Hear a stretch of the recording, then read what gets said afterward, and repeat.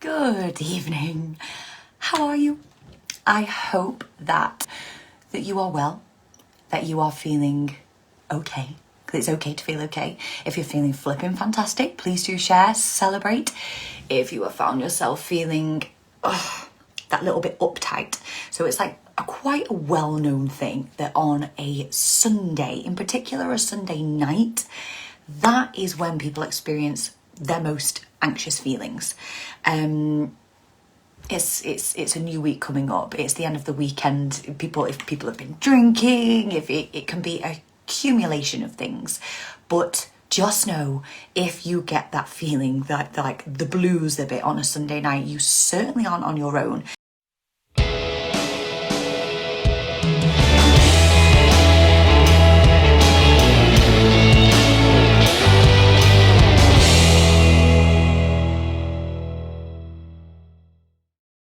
There's a lot of people struggling with overwhelm. It's something that I am reading a lot. I'm having a lot of messages. I'm struggling with this, I'm struggling with that. And actually, when I've sort of looked at it and taken a bit of a step back from these messages or what I've seen, friends that I've spoken to as well, it comes down to a few different things. Say a big hello as you join us. Hello, hello. Let us know how you are. One of the things is we're feeling a little bit out of control, quite naturally, with a lot of change going on. That's the second thing. And it was put upon us. So if you are finding yourself in a position where next week you're going to be homeschooling, maybe you're working from home, maybe things are changing in the workplace. I know a lot of places are bringing in rapid testing. That on its own, I've spoken to 2 people already today, and they're like, we're bringing rapid testing into the workplace. I don't know what this means. What happens if I have to self-isolate? Am I going to get paid? Do I have to get retested? How does it work? And unfortunately, I don't have the answers. Lots of people who we think would have the answers don't right now. Hello, overwhelm. Let's just say, hello, overwhelm. When we don't know what's going on, things are changing. It's a natural body response. Hi, hello, Catherine. Hello, lovely to see you. We've got Christine, Zoe, Laura, Jane. Say a big hello. Let us know how you are as well when you join. But here's the thing with overwhelm. It's your body's natural response. It's letting you know that basically, like your needle, it's like if you were to hear one of those kettles on the old-fashioned Tom and Jerry movies, when the kettle's boiling, imagine your needle going up and up and up and up and up. The pressure internally is rising. And when we begin to feel overwhelmed, we might struggle with focus, communication, we might feel quite snappy, emotional. It's your body's way of trying to communicate to slow down. Let's change what we're doing a little bit. Let's recenter ourselves. So the first things first, hi Naomi, lovely to see you on, is if you feel yourself feeling overwhelmed, anytime, know that your body is not working against you. It may feel like the world is against you, like your children, like your boss, like your spouse are against you. They're not. But if you feel like that internal thing, like you can't quite find your feet, know that your body is not working against you. It's working for you. It's simply trying to get you to reassess and slow down and bring you back into that balance. I like to call it harmony or equilibrium. It's trying to bring you back. It's trying to lower the needle down. So I'm not going to sit here tonight and tell you what to do. I'll probably share a few things that you can do to kind of help to simmer and lower your pressure point back down. But this is going to be really unique to you, and this is up to you to discover. This is up to you to try different things and, dare I say, take that little bit of responsibility and know you have the ability to just lower it that little bit.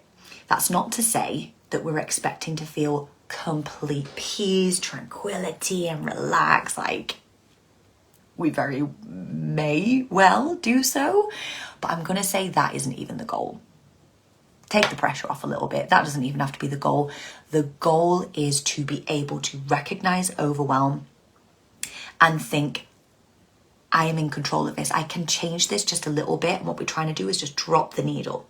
When we drop the needle or the pressure gauge, that gives you back a sense of control. It's going to allow you to think a little bit clearer. So what I'm actually going to recommend is share with us. Let's get this nice and interactive. What helps you to feel that little bit more calm when you're amongst chaos? Because like, if you are homeschooling or a change and you're working from home, or with all that's going on in the world, you might have a change in business, you might have a change in your heart, you might have been through a big shift and you're going through a relationship change. What helps you to feel that little bit more centered or bring in that calm amongst the chaos? Hi, Rema. I use my Calm app. Right, fantastic. This is what I want. Let's share what works for you, because somebody else might not have thought of it, or somebody else might be open to trying. So there's a few different apps. The Calm app is fantastic. You've also got the Headspace app. Headspace has now got a feature on Netflix. So if you're, I'm just going to use this example, if you're at home homeschooling, trying to work, or whatever your situation is, if you can get your kids sat at the table for 10 minutes, if it means gluing them to it, whatever it takes, put the iPad on, put a bit of music on in the background, whatever it's going to take to allow you to just step away for 10 minutes, go on the sofa and put the Headspace thing on, take yourself upstairs, lock yourself in the bathroom. Like, this is full permission to do what it takes to bring yourself back into that place of, right, okay, I've got this. So something that really works for me are affirmations, is actually telling myself in the moment when I've got one baby that is screaming to get picked up, the other baby has just ripped the other dummy out of his mouth, or he wants something, and my phone might be ringing. Just so happens, it's always the way that the postman's knocking on the door at the same time. I'm due to be at a doctor's appointment. Okay, I've got this. This is hilarious. I use humour quite a lot. I instantly try to look for the funny side as often as you can. There really are some situations that it's just not funny. But if you can try to find, for me it works, a little bit of humour using the affirmations or mantras, positive self-talk, whatever you want to call it. Okay, come on, you've got this. Like, that just works for me, snapping myself back into the moment. You've been through much worse than this. You have got this. You are a freaking warrior. Like, the amount of times I tell myself that. Like, you've just got to do whatever it takes. Barbara, I'm thinking of coming off social media. If social media is something that triggers, if social media is something that you feel is zapping too much of your time, absolutely take that step back. For me, I try to use social media as a positive thing. So I will go on and I will wish people happy birthday. And it's a very conscious thing. If I don't come on with a conscious thing, I will sit there, mind numb, and I'm like a zombie. Whereas if I come on, I'm like, right, let's just have 10 minutes. I'm going to comment on people's things. I'm going to wish people happy birthday. If it's my friend's birthday, if it wasn't for Facebook, I wouldn't have a freaking clue when my birthday is, never mind anyone else's. And then I will look through to see, like, what's good, what's going on, who's had a new baby, who's had a promotion, who's had in this group, who shared something which is wonderful. I'm going to comment, I'm going to celebrate, and then come back off. That definitely works when it comes to the social media thing. Take a few deep breaths. Very simple, very grounding, very effective. Write down anything that's in my head. Sometimes just getting it onto paper helps me massively. Getting your thoughts and feelings and emotions down is great for rationalizing. If you are someone who slips into catastrophizing, I'm actually going to do a separate live on that, because that's a whole other thing that we all no doubt do from time to time. But just getting it down and actually seeing it for what it is, isn't it, Emma? Another one is writing lists. I am very much someone who likes to see in black and white what I am doing, what I have to do, what I would like to do. Oh, and it's like a braingasm when you get to tick it off. That works really well for keeping my mind calm and not thinking I've got a million things to do when it's just 1,000. Stop, just stop. Absolutely. Then ask myself, is it actually real, or am I making things worse in my own head? This is so true. So Catherine, thank you so much for sharing that. Just taking that moment to be like, am I really going down this thought path? Is it going to help me? No.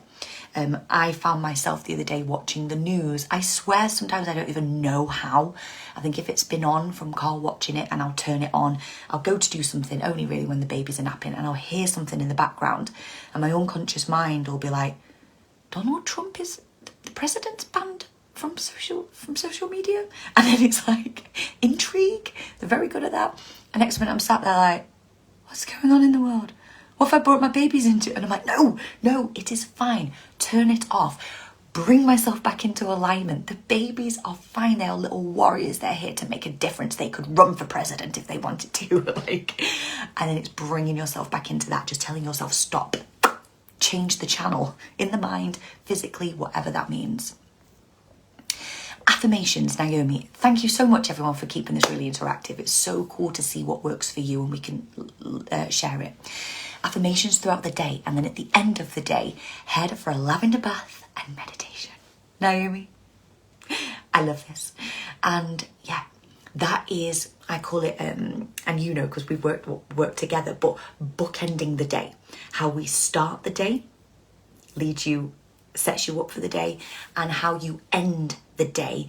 Like, even if you have had, pardon my French, but an absolute shitstorm of a day, when you bookend it and write it off and you go for that bath and you put your lavender in and you lay there and you're like breathing and meditating, like, what just happened? Wow, reflect, release.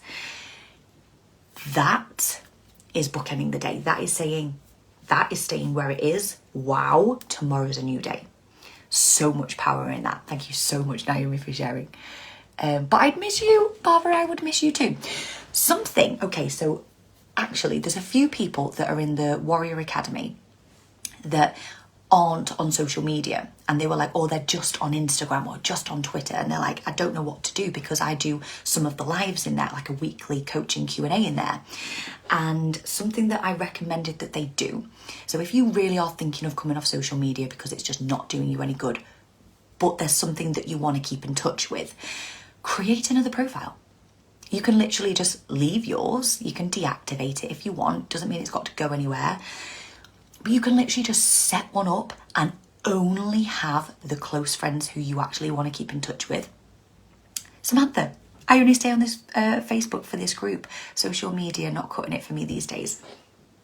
Thank you for being so honest. And Samantha's a Warrior Academy member.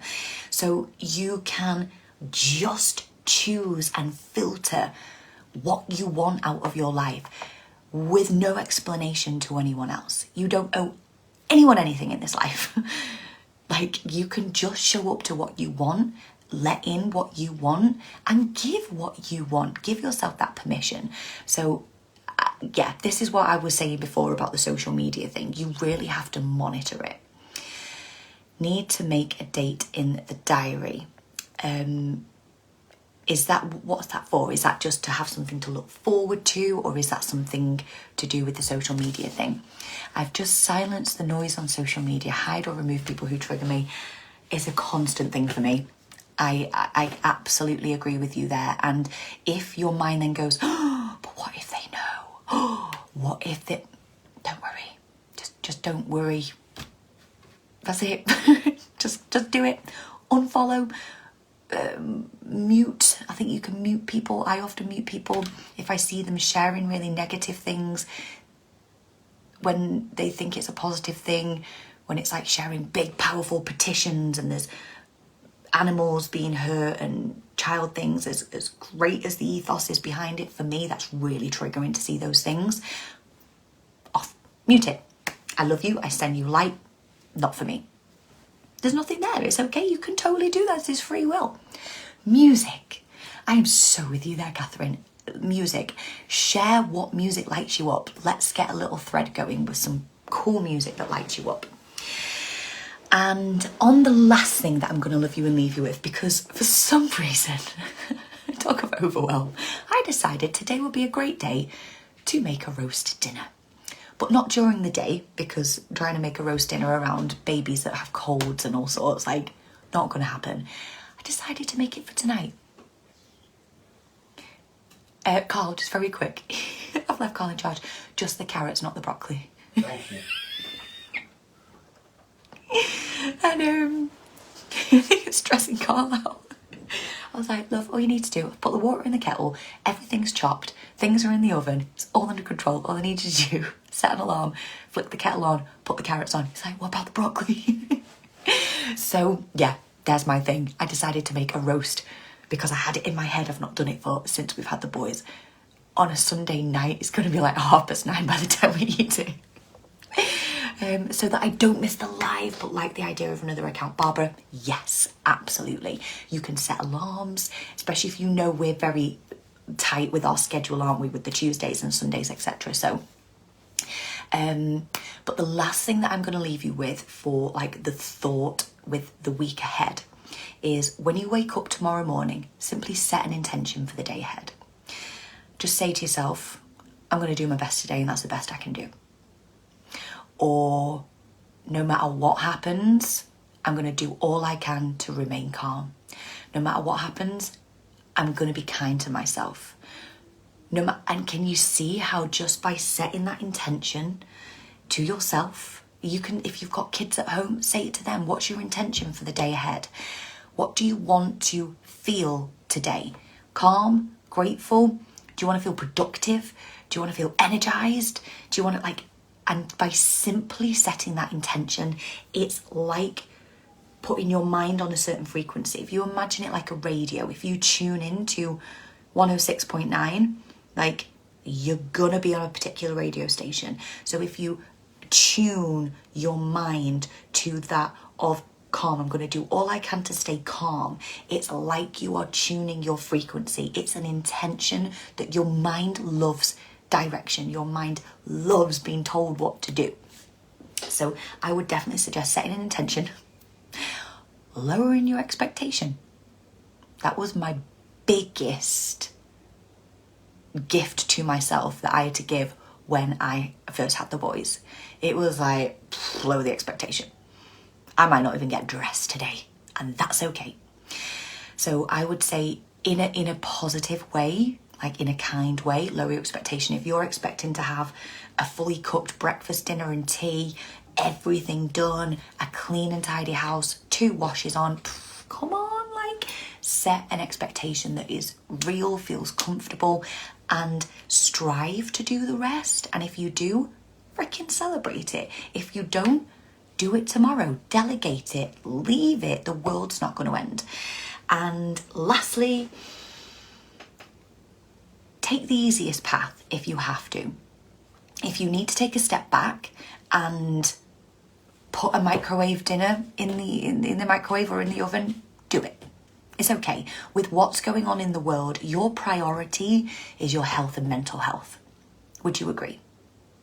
Can I just get a hell yes if you would agree that right now, as much as our jobs are very important, children's homeschooling, keeping the house tidy, fitness, like your mental and physical health are so important right now. And if you have them as a solid foundation, your career, your kids, your pets, like how my pet came above the kids in no particular order, they are going to be built on that solid foundation. If this is rickety and you're at your wit's end and you're feeling run down and you're feeling stressed, putting that on top, it's like building a building on matchsticks.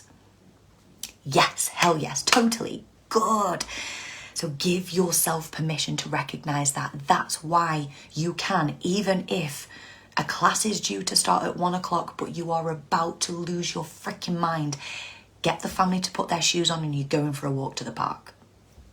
If it really is between that and you really losing your mind, give yourself the permission to do whatever it takes. Jane, take a deep breath and step back. I thought it, as you said, exactly the same time. It's so true. So we're in this together. And I'm going to invite you guys to really utilize this group. If you've not noticed already, this is your tribe. You're among completely like-minded people. So Feel free to share what's worked for you. Feel free to share if something hasn't. If you would like additional support, coaching, etc., reach out to me, whether it's in a one-to-one capacity, if that's what you feel you need, or it might just be the Warrior Academy. Like, that small subscription every single month, having that there might just be the thing to really help you. Either way, I'm here as well. I show up weekly. I often do posts. So just know that you are not on your own.